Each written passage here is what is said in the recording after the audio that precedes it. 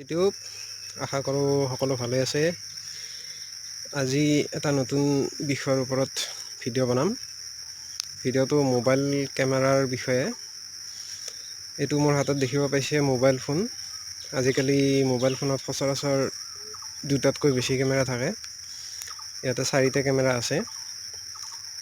এই কেমেৰাসমূহৰ কাম কি আৰু এই কেমেৰাসমূহ কি কাৰণত ব্যৱহাৰ কৰা হয়, কিয় 4টা কেমেৰা দিলে তাৰ ওপৰত অকণমান আলোচনা কৰিম।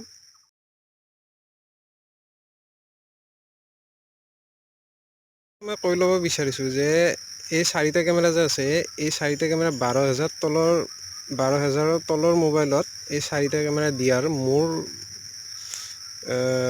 নিজা অনুভৱ, নিজা মত যে এই 4টা কেমেৰা দিয়াৰ প্ৰয়োজন নাই। কিয় নাই সেই বিষয়ে মই যুক্তি সহকাৰে আপোনালোকক দেখুৱাম। ইয়াতে প্ৰথম কেমেৰাটো হৈছে wide angle camera. Wide angle কেমেৰাৰ কাম কি? ৱাইড এংগলত যি মেইন কেমেৰা আছে, মেইন কেমেৰাটোৱে যিখিনি ফটো এৰিয়াখিনি কভাৰ কৰিব নোৱাৰে, সেই এৰিয়াটো ৱাইড এংগলে কভাৰ কৰে। সচৰাচৰ মোবাইলত মেইন কেমেৰাতকৈ ৱাইড এংগল কেমেৰাটো অকণমান কম মেগাপিক্সেল থাকে। আৰু তাৰ তলৰ কেমেৰাটো হৈছে মেইন কেমেৰা, যিটো সচৰাচৰ কেমেৰা অ'পেন কৰাৰ লগে লগে সেই কেমেৰাটো অ'পেন হয়, বাকী 3টা কেমেৰা অ'পেন নহয়। তাৰ তলৰ কেমেৰাটো হৈছে পৰ্ট্ৰেইট মোড, যিটো আমাৰ ব্লাৰ কৰে ফটোখন। DSLR দৰে যি পিছফালে ব্লাৰ কৰে, অবজেক্টটো ফ'কাছ কৰে। এই 3 নম্বৰ কেমেৰাটো সেইটো কাম। আৰু 4 নম্বৰ কেমেৰাটো হৈছে মেক্ৰ' কেমেৰা, মানে যে ওচৰৰ অবজেক্টবিলাক আছে যে, ওচৰৰ অবজেক্টবিলাকত ফ'কাছটো কৰিবৰ কাৰণে এই 4 নম্বৰ কেমেৰাটো ব্যৱহাৰ কৰা হয়। এই 4টা কেমেৰাৰ এইখিনিয়ে কাম। এতিয়া মই ক'ম আপোনালোকক এই 4টা কেমেৰাৰ প্ৰয়োজন কিয় নাই।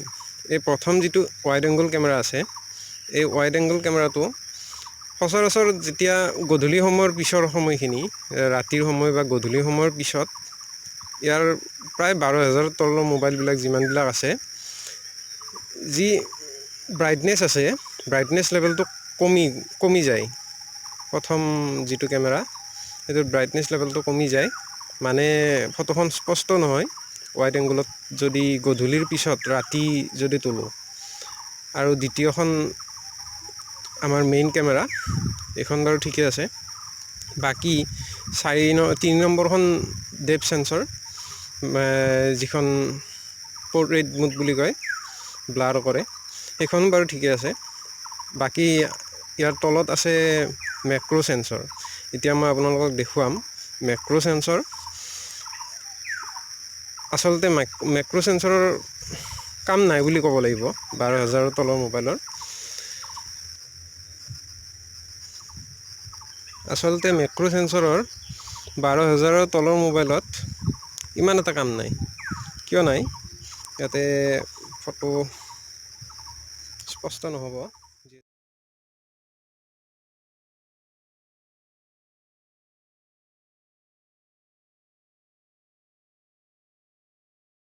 এইটো মেইন কেমেৰা দি মই এইটো পৰ্ট্ৰেইট যিটো মেক্ৰ' লেন্স আছে, মেক্ৰ' লেন্সৰ ব্যৱহাৰ কৰিছোঁ। এইটো মেইন কেমেৰা। ইয়াতে ফটোখন উঠালোঁ। এইবাৰ মেক্ৰ' লেন্সখনেদি উঠাম, যি আল্ট্ৰা মেক্ৰ' আছে, এইখন দি উঠাম।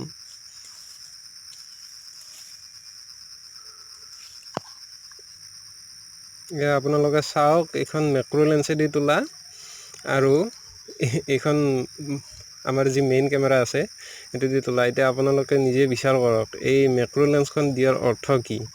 মেইন কেমেৰাটোৱেদি যদি এইখিনি হৈছে, তেতিয়াহ'লে এই মেক্ৰ' লেন্সখন দিয়াৰ অৰ্থ কি আপোনালোকে চাওক।